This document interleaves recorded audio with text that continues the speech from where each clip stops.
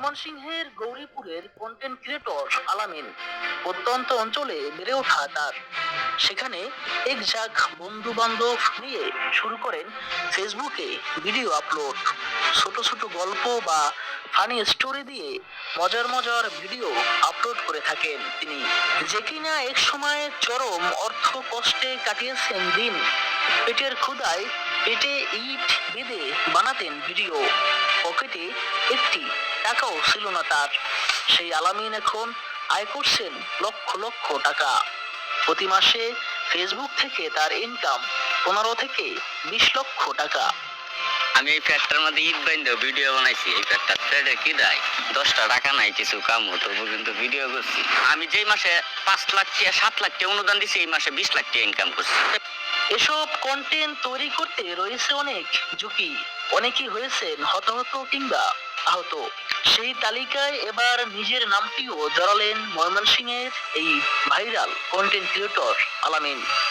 একটি ফানি ভিডিওতে দেখা যায় আগুনের তাপ সহ্য করতে না পেরে তিনি লাফ দিয়ে পড়েন পানিতে।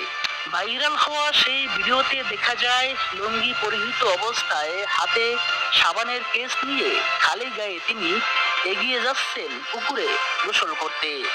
মই বেয়ে ওঠেন উপরে ঘাটে। উপরে ছিল একটি বোতলে পানি। কথা ছিল যখন বন্ধুরা নিচ থেকে আগুন জ্বালিয়ে দেবে তখন তিনি বোতলে থাকা পানি দিয়ে গোসল করবেন।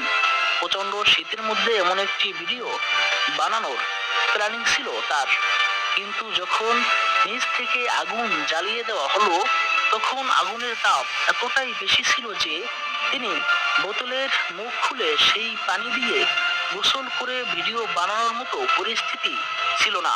একটা পর্যায়ে তিনি আগুনের তাপ সহ্য করতে না পেরে লাফ দিয়ে পড়েন পুকুরে। বর্তমানে আলামিন ঢাকার একটি বেসরকারি হাসপাতালে চিকিৎসা নিচ্ছেন।